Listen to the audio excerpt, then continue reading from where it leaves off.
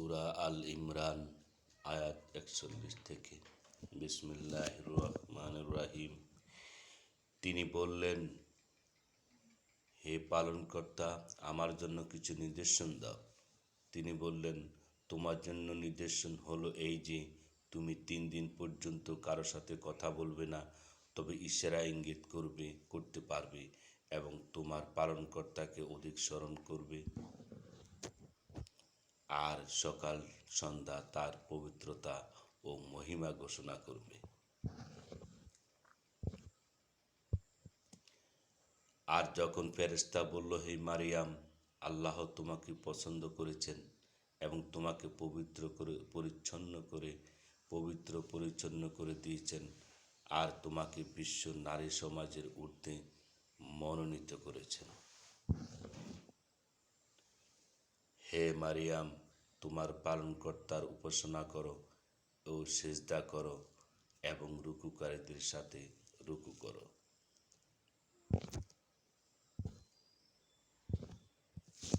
এ হলো গায়েবী সংবাদ যা আমি আপনাকে পাঠিয়ে থাকি, আর আপনি তো তাদের কাছে ছিলেন না যখন প্রতিযোগিতা করছিল যে কে প্রতিপালন করবে মারিয়ামকে, এবং আপনি তাদের কাছে ছিলেন যখন তারা ঝগড়া করছিল।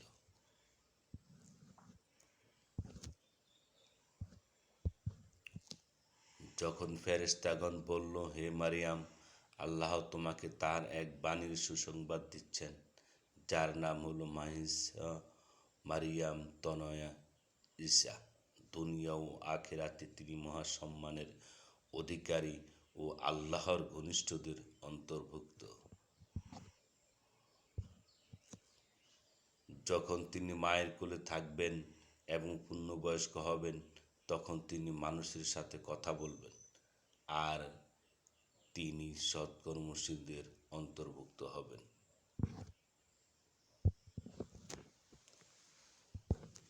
তিনি বললেন, পরওয়ারদিগার, কেমন করে আমার সন্তান হবে?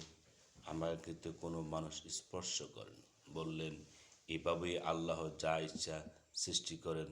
যখন কোনো কাজ করার জন্য ইচ্ছা করেন, তখন বলেন যে হয়ে যাও, অমনি তা হয়ে যায়।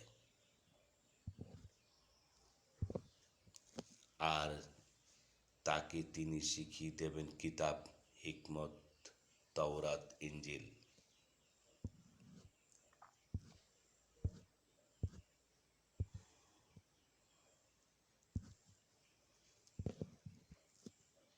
আর বনি ইসরাঈলদের জন্য রাসূল হিসেবে তাকে মনোনীত করবেন।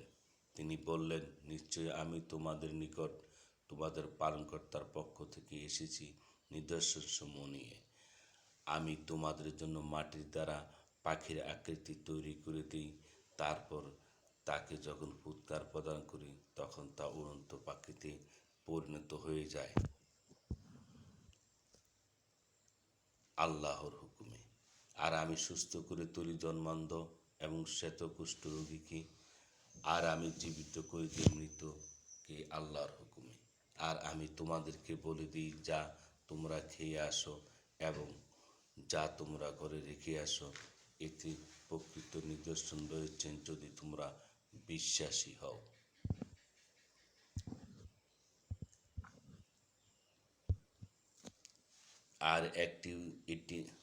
আর এটি পূর্ববর্তী কিতাবসমূহকে সত্যায়ন করে, যেমন তাওরাত, আর তা এজন্য যাতে তোমাদের জন্য হালাল করে দিই কোনো বস্তু যা তোমাদের জন্য হারাম ছিল। আর আমি তোমাদের নিকট এসেছি তোমাদের পালনকর্তার নির্দেশন সহ, কাজেই আল্লাহকে ভয় করো এবং আমার অনুসরণ করো। নিশ্চয় আল্লাহ আমার পালনকর্তা এবং তোমাদেরও পালনকর্তা, আর ইবাদত করো, এটাই হলো সরল পথ। অতঃপর ঈসা আলাইহিসসালাম যখন বনী ইসরাঈলের কুফরী সম্পর্কে উপলব্ধি করতে পারলেন, তখন বললেন, কারা আছে আল্লাহর পথে আমাকে সাহায্য করবে? সঙ্গী সাথীরা বলল, আমরা রয়েছে আল্লাহর পথে সাহায্যকারী, আমরা আল্লাহর প্রতি ঈমান এনেছি আর তুমি সাক্ষী থাকো যে আমরা হুকুম কবুল করে নিয়েছি। হে আমাদের পালনকর্তা, আমরা সেই বিষয়ের প্রতি বিশ্বাস স্থাপন করেছি যা তুমি নাজিল করেছ। আমরা রসূলের অনুগত হয়েছি, অতএব আমাদেরকে মান্যকারীদের তালিকাভুক্ত করে নাও। এবং কাফেররা চক্রান্ত করেছে আর আল্লাহ ও কৌশল অবলম্বন করেছে। বস্তুত আল্লাহ হচ্ছেন সর্বত্র কুশলী।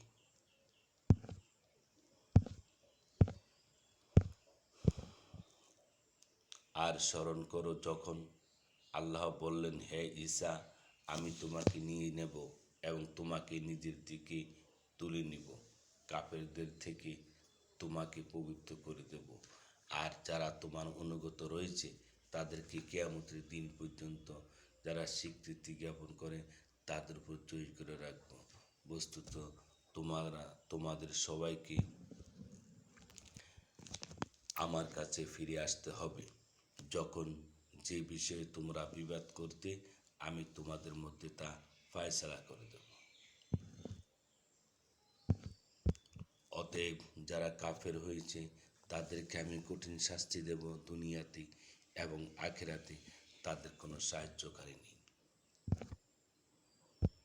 পক্ষান্তরে যারা ঈমান এনেছে এবং সৎ কাজ করেছে তাদের প্রাপ্য প্রতি পরিপূর্ণভাবে দেওয়া হবে, আর আল্লাহ অত্যাচারীদেরকে ভালোবাসেন না। আমি তোমাদেরকে পড়ে শোনাই এই সমস্ত আয়াত এবং নিশ্চিত বর্ণনা। নিঃসন্দেহে আল্লাহর নিকট ঈসার দৃষ্টান্ত হচ্ছে আদমের মতোই তাকে মাটি দিয়ে তৈরি করেছিলেন এবং তারপর তাকে বলেছিলেন, হয়ে যাও, সঙ্গে সঙ্গে হয়ে গেলেন। যা তোমার পালনকর্তা বলেন তাই হচ্ছে যথার্থ সত্য, কাজেই তোমরা সংশয়বাদী হইও না।